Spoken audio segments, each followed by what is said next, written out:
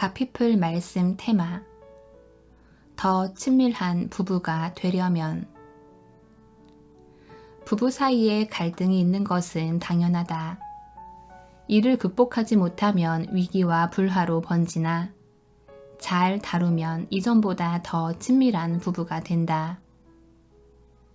우리를 위하여 여우, 곧 포도원을 허는 작은 여우를 잡으라. 우리의 포도원에 꽃이 피었음이라. 아가서 2장 15절. 여우가 있다.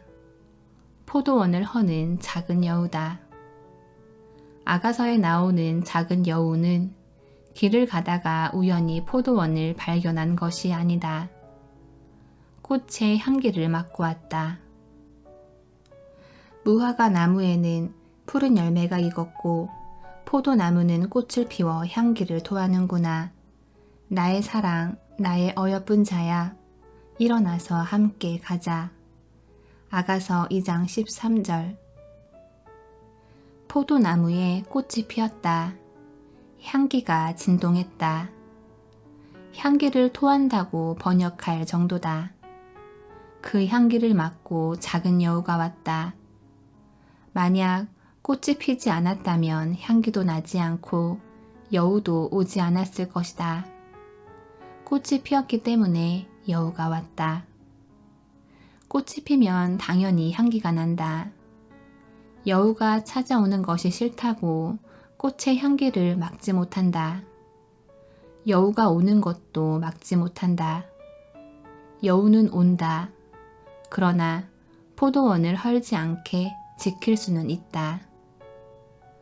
스트레스가 심하던 어느 날 나는 화를 참지 못하고 휴대폰을 집어 던졌다.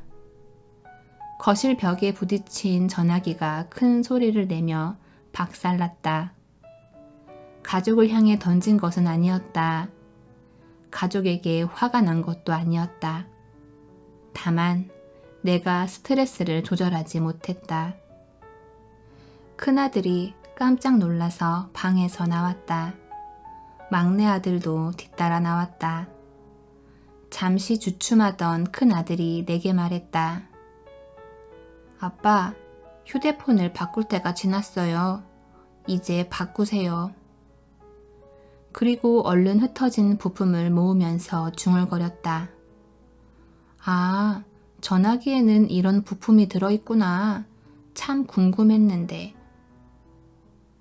딸은 내 곁으로 다가와 내 손을 슬며시 잡았다.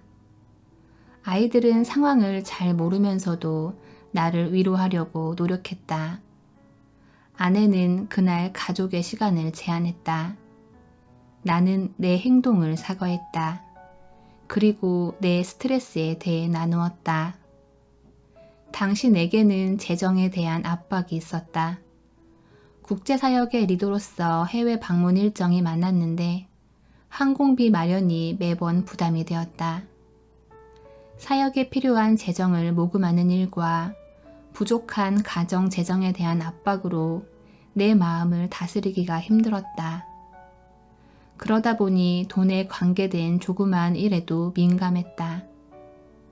항공비를 위해서 신용카드를 사용했는데 결제일이 다가오면 쉽게 화가 났다. 이런 상황을 가족에게 나누면서 나는 깨달았다.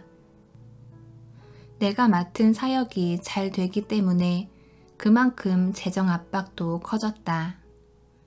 국제 리더가 되지 않았다면 재정 압박이 덜했을 것이다. 책임져야 할 일이 많은 것은 힘들지만 사역이 잘 되는 것은 감사한 일이었다. 꽃이 피었기 때문에 향기가 났고 그 향기로 인해 여우가 온 것이었다. 아내가 아이들에게 아빠를 위해 기도하자고 했다. 기도를 마치고 당시 5살이던 막내가 벌떡 일어나며 말했다. 아빠, 걱정하지 마세요. 저한테 돈이 있어요. 그러면서 자기 방으로 뛰어가서 전 재산이라며 200원을 가지고 와서 내게 주었다. 그 후부터 나는 재정 상황을 정기적으로 가족에게 나눈다. 재정이 준비되지 않으면 신용카드로 지출하지 않았다. 재정 관리도 새롭게 배웠다. 가족들도 수입 안에서만 지출하는 법을 배웠다. 갈등이 위기로 넘어가지 않고 온 가족이 하나가 되는 기회가 되었다. 재정적 압박은 대부분의 부부에게 갈등의 큰 원인이 된다.